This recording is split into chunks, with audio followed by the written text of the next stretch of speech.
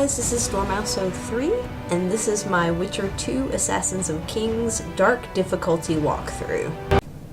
So we are coming up on the end of Chapter 1 here, and I'm just going to finish up this one last side quest where you go into this building to the left of the tavern, and you're going to talk to Vess, who is one of Roach's women, fighters, people. She's part of the Blue Stripes, and it's basically this entire mission is like having a party with them, kind of. So you say that yes, you want to hang out with them, and then they're going to give you this like knife throwing thing. If you manage to throw this wherever the heck you're supposed to throw it in the 0.5 seconds that you have to decide where that is, then you'll get a perk for throwing knives, but I'm not concerned with that because I don't really like throwing knives, so I'm not too concerned with that one. And then as you move on, you have this next part is to like calm Roach down or something. So you have to say the right thing to him, and that basically just involves saying, sure, I'll try to calm him down, and then you do. I don't know if it's possible to fail that. I guess it might be if you try to do this quest too early and you haven't, you know, leveled up or done too much of the speech challenges and whatnot. And then we're going to be doing a little bit of arm wrestling with these two guys. And you do want to try to win these arm wrestling contests with these two, because if you win both of them, you'll get a pretty nice sword from the second guy, and you can sell that. It's not going to end up being better than your ultimatum steel sword for sure, but it will, you know, be some coin that you can put in your pocket, which is good. So this is the first guy that you have to beat. And then after you defeat him, the second guy, this bald dude right here, will offer to arm wrestle you as well. And same thing with him. And if you've done the arm wrestling side quest for Flotsam, these are not any more difficult than that, so just do the same thing there that you've been doing, and then after that you're going to have some cutscenes, and you wake up talking to this guy, and I usually do my intimidate on him, and he'll tell me to talk to the lady at the brothel, who runs the brothel. So you head on over there, go downstairs, head on into the brothel, and you can generally find her in her room right over here to the right. And you talk to her. She happens to be taking a nap right now, but we're going to wake her butt up and tell her, hey, what happened to me? Because the whole point of this is trying to get your stuff back. So you've lost all your equipment, and you're going to try to get that back. So you talk to her, and you say, you offer to, you know, pay her bribe. It cost me 35 coins.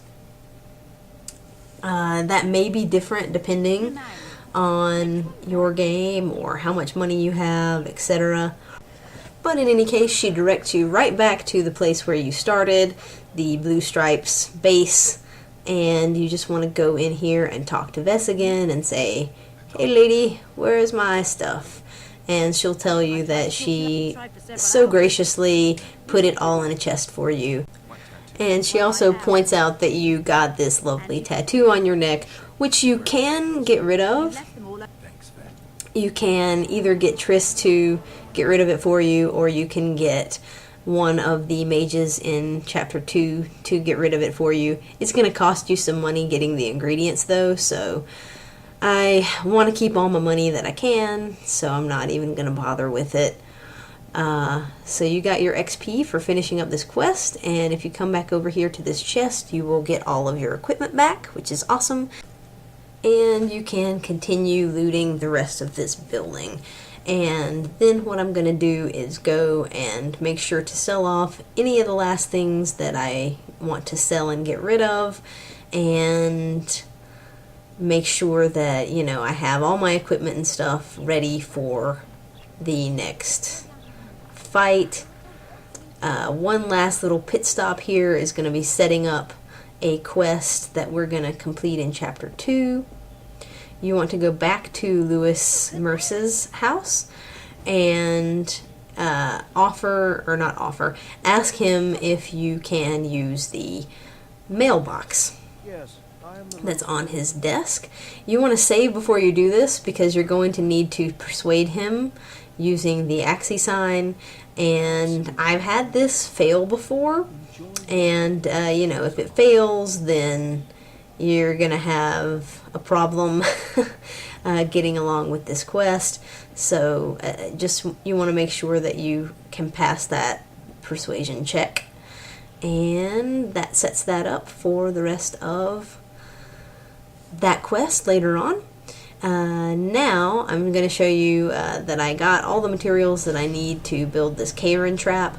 Again, this is optional. You don't have to do this if you don't want to. It takes 1 silver ore, 1 iron ore, 2 oil, and the iron frame that you got. So you don't have to make that if you don't want to. You could save yourself a little bit of money and materials by not doing that, but it's involved in an achievement, so I'm going to go ahead and show you how to do that.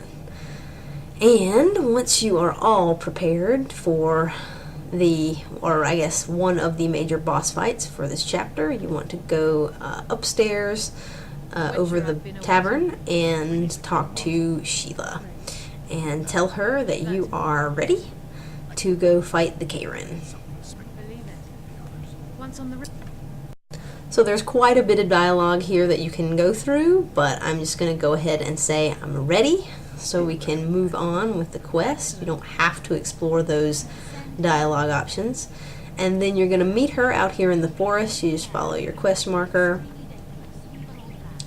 and you are going to, I think, pretty much the same place that you went before when you were with Triss, getting the bit of Kayran ooze earlier in this quest progress. And so we're going to be going back down the same way. And so this fight can be pretty annoying depending on what you're doing, and depending on, you know, getting lucky and whatnot. So the first thing that you want to do is make sure that you actually take this mongoose potion that you made. It's going to give you a lot of poison resistance, and that's going to help. If you do get hit by the Kayran, it will help you to not die immediately, which is good. So the first thing I'm going to do is roll over here to this left side, and I'm going to focus on putting this trap down here. So sometimes it is finicky and doesn't want you to actually put it down, but there we go. Deploy the trap, get the achievement. I actually ended up dying after this, so I'm going to cut and show you the whole fight again. I just wanted to show you that you will get the achievement for doing that the first time. And now we're going to show you the actual the actual masterful run through of this fight. So you come over here again. It really wants to be finicky with putting the trap down. Make sure that you have kin on before you put it down, because that will take the damage away. I don't think I've ever managed to actually get that trap set and not get hit by the tentacle. So you want to put kin on. Make sure you have that on pretty much all the time. Once its tentacle comes off, you can just stand over here to the left and it won't really be able to hit you. You are pretty safe in this spot right here. And then what you're going to want to do is throw down a trap, and that tentacle is going to get trapped in it. Again, Ken made it so that I did not get any damage from getting hit. It is really tricky to roll out of the way of those the tentacles slamming down sometimes, because it's this trade-off of, you know, wanting to lure the tentacle to fall where you want it to fall and also not getting hit, and so it's kind of hard to do that. So you do want to make sure that you have Ken on pretty much all the time here. Once he stops going berserk, you want to come over here to the right, and now I'm going to focus on this tentacle here. So here we go. It's going to fall down. It missed me, and I was like, yes, I finally dodged one, and then the other one slapped me. So again, just shows you the importance. You want to have Ken on, or you're going to get yourself just slapped by these tentacles. It's going to happen. So after the third one, he's going to go crazy again a little bit. And again, as long as you sort of stay over to the right here, he's not really going to be able to hit you with his front tentacles. You're going to have this quick time event, so push X and then tap A, and then just before he hits this building over there on the left, or the bridge, you're going to have to hit B, and you need to hit all those quick time events or you're going to get murdered. So 3 tentacles, a couple quick time events, and then make sure you have Ken on for your run up here, because sometimes you might get randomly slapped by a tentacle, and you want to run all the way up, and it's going to trigger a cutscene for you to finish him off. So that may have looked deceptively simple, but you can definitely get randomly slapped by those tentacles. It just, you want to pretty much have Ken on, make sure that you have Ken on all the time, and be careful with the placement of your magic traps. So once you kill him, you will get the achievement Kayran Slayer. You also may have leveled up enough, if you've been following this guide and doing all the side quests and stuff, to get the Journeyman achievement that I got just before, and that's for reaching level 10. So you'll see that I've leveled up. You get a bunch of XP from finishing up this quest, and you're going to want to pick up a couple of things off of his body. So the first loot spot is right here by his head, I guess it is, and then the second one is up just underneath this tentacle nearby. And you want to make sure you grab all those items, because we're going to be using them to craft something for an achievement. And also, you know, you can sell them for some money. So one of the things that you got is a Kayran trophy, and you'll notice that that gives you +3 armor as well as +50 vitality. So that's the best trophy that you are going to have at this point in the game. So that's awesome. You definitely want to throw that on, and then we're just going to be putting our points in. We actually leveled up twice from finishing this quest, so I'm going to put 1 point into magical vigor to have 1 more vigor, and I'm going to be putting 1 into Igni sign level 2, so that my Igni does a little bit more damage and has a little bit more range to it. So both of those are awesome, and we can continue on back into town. So when you head back into town, you want to make sure that you go and find the guy who you talked to before to get paid. And so you speak to him again and get your money, and then you're going to have a cutscene with Triss. And you're going to be starting the new phase of the main quest here. And so you're going to follow her over to this prison boat, and you're going to be going to talk to Iorveth's second in command, who has been captured by Laredo's guards. and is located on this boat. So you talk to these guys, they let you in, and you're going to be going down below deck to speak to this guy. And so he's not having a good day. And so before you can speak to him, you're going to have to work with Triss to heal him up a little bit. She's going to ask you to cast the Axii sign, which you don't actually go into your magic wheel and cast. You just press A there and we'll cast it. And then you have to tap A rapidly in order to keep that going, in order for her to heal him. And then you can speak to this guy. There's going to be some dialogue options here. The most important thing for you to do is to talk about Letho and talk about how, you know, he betrayed them and came to this guy and asked him to betray Iorveth, yada yada. There's also some optional stuff here, so you can ask about Iorveth's plans and whatnot. You have to pass some speech checks, and I've always been able to pass this, except for this time, of course, when I was recording. My persuasion failed. So you could reload in order to have a bit more dialogue there, but it's not necessary to progress the story, so we're just going to carry on. After you speak with him, you talk to Triss for a second. She tells you about returning your memory with this Rose of Remembrance, and so you're going to be going there. You can either take her with you or not.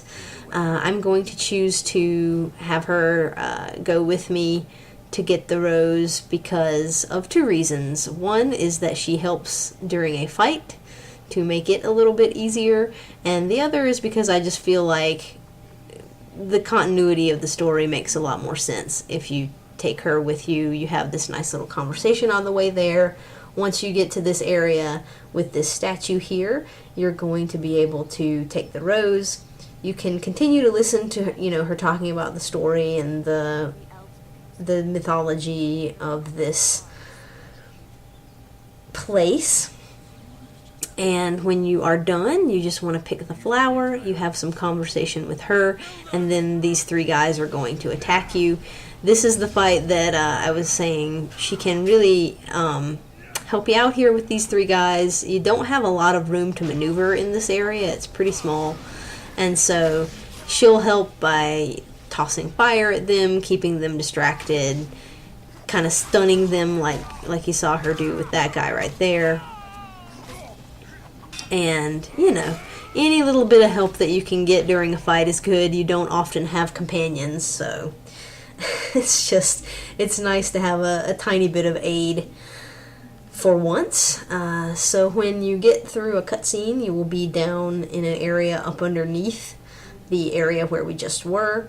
And then you can loot some stuff down there, and then you just want to talk to Triss again. You have the option to have some romance just there, and regardless of what you choose to do there, you'll, after you get through those scenes, be reunited with Roach, who breaks through the wall. You have a conversation with him, and then you can move on out of this area. So as you see, I leveled up once again, and I'm going to be putting this point into Erden level 2. That allows me to put down 2 traps instead of 1 at the same time, so that's useful, but I'm more so just picking that one so that I can move forward in the path to get some of the higher level magic perks a little bit later on. So now we're done with that, and we can move on out of this area and back into town. So the last thing that I am going to be doing with you guys in this video is showing you how to make the Kayran skin armor. You'll see that it takes 14 robust cloths, 6 hardened leather, 1 of the Kayran skin, and 8 twine.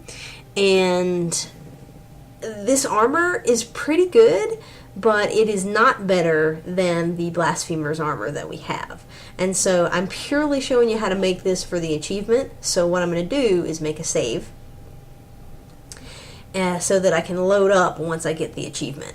So you make your save, you go to this guy, you buy as much robust cloth and hardened leather as you can, and then you can head over to the other merchant in town, the guy who was for the Scent of Incense quest and the Little Shop of Dreams quest.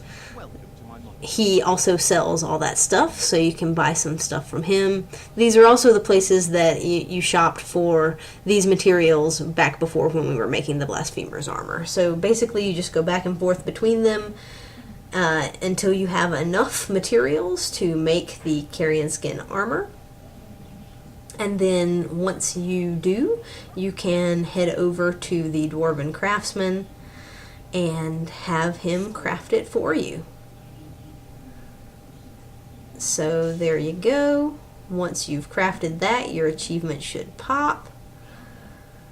It takes it a little while to pop for me. I had, sort of already gotten out. I was like, what's going on? I thought I may have turned my notifications off, but then it finally popped in.